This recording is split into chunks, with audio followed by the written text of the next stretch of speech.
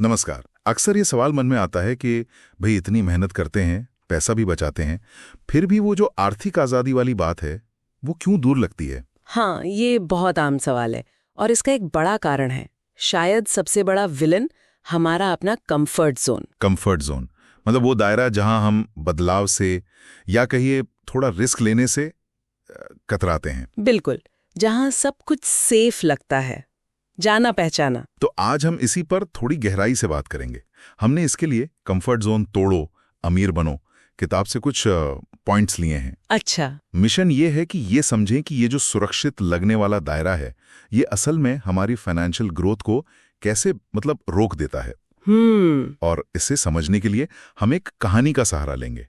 निशा की कहानी। लखनऊ में एक सरकारी टीचर थी वो। देखेंगे कैसे उन्होंने अपना ये कंफर्ट जोन तोड़ा। बढ़िया रहेगा, कहानी से बात आसानी से समझ आती है। हाँ, और उन 5 आदतों पर भी बात करेंगे जो हमें जोन में फंसाए रखती हैं और उन्हें तोड़ने के कुछ तरीके भी। तो चलें शुरू करें। जरूर।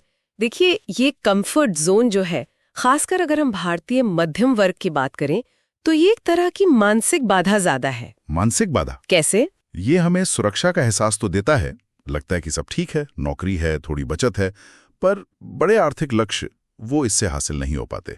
ये वो जो है ठीक है वाली सोच है एक तरह से। अच्छा, तो निशा की बात करते हैं। 33 साल की टीचर, लखनऊ में सरकारी स्कूल में। सैलरी थी करीब 45,000 रुपए महीना। पति, एक बेटी, किराए का मकान। बचत भी करती थी, ऐसा नहीं है। 10,000 रुपए महीना बचाकर सीधा एफडी में, फिक्स डिपॉजिट। हाँ, सबसे कॉमन तरीका। सपने भी थे, बेटी को बाहर भेजना है पढ़ने, अपना घर लेना है, रिटायरमेंट आराम से कटे। पर डर बहुत था। किस बात का डर? अरे वही कि कुछ नया ट्राई करने में कहीं पैसा डूब न जाए। नौकरी और एफडी, बस यही सुरक्षित लगता था उनको। और यहीं पर वो सेमिनार वाली बात आती है ना। एक फाइनेंशियल अवेयरनेस सेमिनार में गई, वहां प्रोफेसर शर्मा मिले। उन्होंने एक बड़ी पते की बात कही। क्या कहा उन्होंने? उन्होंने कहा, देखो, सिर्फ सुरक्षा काफी नहीं है। अगर अमीर बनना है, आगे बढ़ना है, तो कंफर्ट जोन से बाहर निकलना ही होगा। वाह! ये बात कहीं ना कहीं निशा को क्लिक कर गई। बिल्कुल, वहीं से बदलाव की शायद पहली चिंगारी जली। और यहीं पर वो 5 आदतें सामने आती हैं जो निशा जैसी सोच को बढ़ावा देती हैं। पहली, जैसा आपने कहा, जोखिम से डरना। हाँ, जैसे वो म्यूचुअल फंड को जुआ समझती थी। एग्जैक्टली। लोग शेयर बाजार के नाम से ही डर जाते हैं।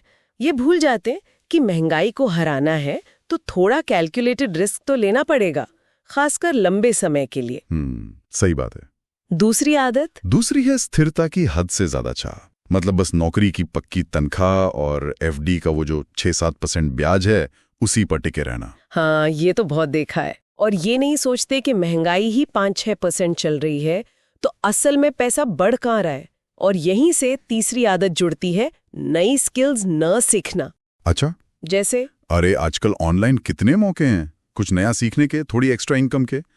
निशा ने बाद में डिजिटल मार्केटिंग सीखी भी, पर पहले वो या तो जानती नहीं थी या ध्यान नहीं देती थी। और चौथी आदत? वो टालम टोल वाली। हाँ बिल्कुल, प्रोक्रेस्टिनेशन। अरे कल से एसआईपी शुरू करेंगे, थोड़ा पैसा और आ जाए तब देखेंगे। ये कल कभी आता नहीं और कंपाउंडिंग का जो फायदा मिलना था वो रह जाता है। कंपाउंडिंग, हाँ, वो तो मिस हो ही जाता है। और पांचवी आदत? पांचवी है सामाजिक दबाव। सोसाइटी क्या कहेगी, रिश्तेदार क्या सोचेंगे, उनकी सुनी सुनाई सलाह पर चलना, चाहे वो आपके लिए सही हो या नहीं। कई बार लोग सिर्फ इसलिए गोल्ड या एफडी में पड़े रहते हैं क्योंकि सब यही करते हैं। ये 5 आदतें तो वाकई जकड़ लेती हैं। तो निशा ने इनसे छुटकारा कैसे पाया? वो सेमिनार वाला पॉइंट तो ठीक है, पर किया क्या असल में? देखिए, सेमिनार ने सोच को बदला। फिर उन्होंने छोटे पर ठोस कदम लिए, डरते डरते ही सही, पर शुरुआत की। जैसे कि? जैसे सबसे पहले 5,000 रुपए महीने की एक एसआईपी शुरू की, इक्विटी म्यूचुअल फंड में, सिस्टमैटिक इन्वेस्टमेंट प्लान। थोड़ा थोड़ा पैसा हर महीने। अच्छा, एकदम से बड़ा अमाउंट नहीं लगाया? नहीं, बिल्कुल नहीं। और बाजार ऊपर जाए या नीचे, उनकी इन्वेस्टमेंट होती रही। इससे रिस्क थोड़ा एवरेज आउट हो गया और एफडी से बेहतर रिटर्न की उम्मीद भी बनी। और वो जो एफडी में पहले से पैसा था, उसका क्या? उसे भी समझदारी से हैंडल किया। एफडी तुड़वाकर लिक्विड फंड में डाल दिया। लिक्विड फंड वो क्या होता है? वो भी एक तरह के कम रिस्क वाले डेट फंड ही होते हैं। एफडी से थोड़ा बेहतर रिटर्न दे सकते हैं अक्सर, और पैसा निकालना बहुत आसान होता है। इमरजेंसी के लिए अच्छा है। तो देखिए, कंफर्ट जोन तोड़ने का मतलब आंख बंद करके कूदना नहीं है। हाँ, सोच समझ कर कदम बढ़ाना है। बिल्कुल। फिर उन्होंने वो ऑनलाइन स्किल्स सीखी, टीचिंग के अलावा डिजिटल मार्केटिंग। उससे अलग से कमाई शुरू हुई, करीब 15,000 रुपया महीना। अरे वाह, एक्स्ट्रा इनकम। हाँ, और साथ में 3 लाख रुपए का एक इमरजेंसी फंड बनाया, ताकि कोई मेडिकल या दूसरी जरूरत आ जाए तो निवेश ना तोड़ना पड़े। ये बहुत जरूरी है। और इंश्योरेंस? हाँ, वो भी 1 करोड़ का टर्म इंश्योरेंस लिया। परिवार की सुरक्षा के लिए ये सबसे पहला कदम होना चाहिए। और सबसे मुश्किल काम, रिश्तेदारों की सलाह।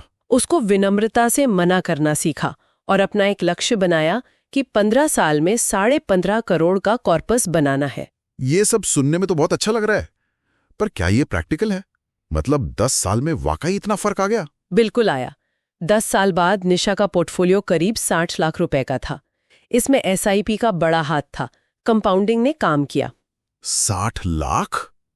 कमाल है। हाँ, और ऑनलाइन काम से भी महीने के 20,000 रुपए की पैसिव इनकम बन गई थी। वो अपने सपनों के काफी नजदीक पहुंच गई थी। घर खरीदने की प्लानिंग कर रही थी। रिस्क ले सकती हूँ, मैं सीख सकती हूँ, मैं अपने पैसे को कंट्रोल कर सकती हूँ।